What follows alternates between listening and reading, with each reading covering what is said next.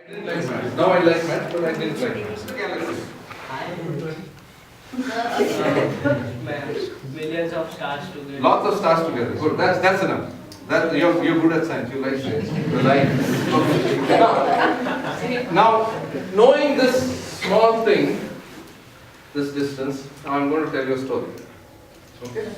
And this is going to be the story of where we have come from. I am talking about a time 13.76 billion years ago. Now you should ask me later on, how do you know this? How do you know this? I'll come to that in a minute. I'll give you the answer to that. But believe me, to make things easier for us, first you believe me and after that I'll explain to you how we arrived at this conclusion. Okay? So before 13.76 billion years ago, there was nothing. When I mean nothing, really nothing. What do we mean by nothing? When I remove everything, then there is nothing. Okay? Otherwise there is something. But I am talking about no nothing. Okay, there is nothing at all. Absolutely nothing. Even nothing is not there. You get what I am talking about? Even nothing is not there. There was no universe at all. You follow what I am talking about? There is no space, no time, no nothing. So I am talking about the time. Man, you should have come from somewhere. Isn't it? Think about it. But if you are telling that there is no space, nothing. There was nothing. Believe me, there was nothing. So what was that? There was only a point, infinitesimally small point. Don't ask me where did that point come from. And don't tell me that God created that point. Both are wrong. Okay? Now, there was an infinitesimally small point of energy which was hundreds of billions of degrees hot. Okay? Now, what is the temperature of the stove? Around 20, 20, Around 20, 25. 25. And room temperature is around 25 degrees Celsius. Okay. I am talking about hundreds of billions of degrees Celsius. It is unimaginable. Okay? It is unimaginable. But did you go there and see it? Okay? And I'll tell you what is happening exactly. I'll give you the proof for this as we go on. Now, believe me.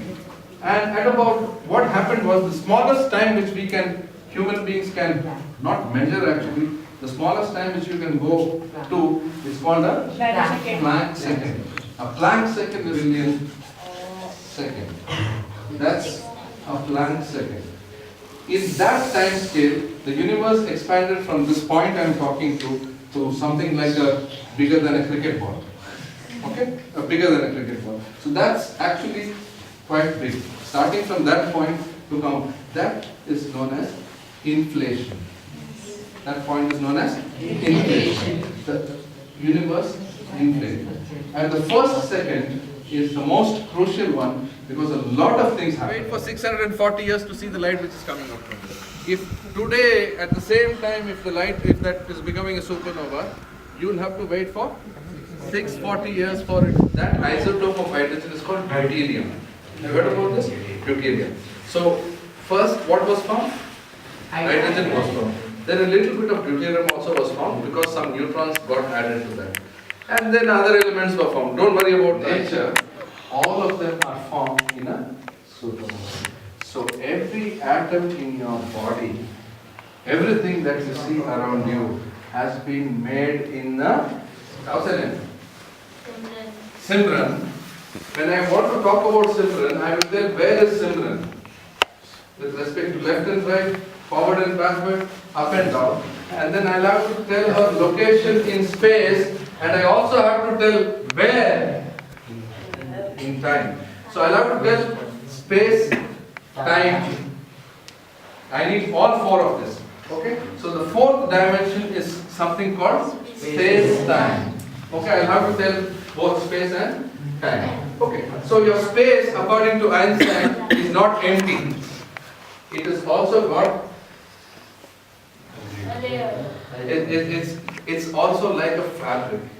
Okay, it's a fabric. Space itself is a fabric, and so whenever a heavy mass comes in touch with the fabric, It pulls space gets curved. What happens to space? It gets curved. So space gets curved when you have a mass on that fabric. And now, if another object comes closer, what happens? It gets pulled. But it doesn't fully go. Again, it depends on the mass of that particular object. So suppose this was your sun, okay, this was your sun, and you had Earth.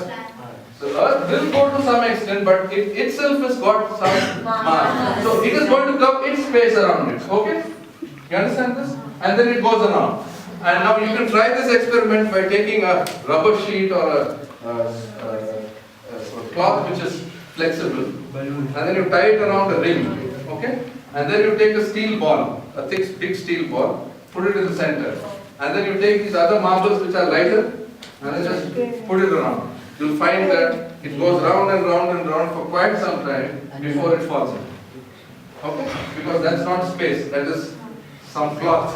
Okay? That's the reason why it is. Okay, you understood gravity now, class 8, right? You know what is gravity.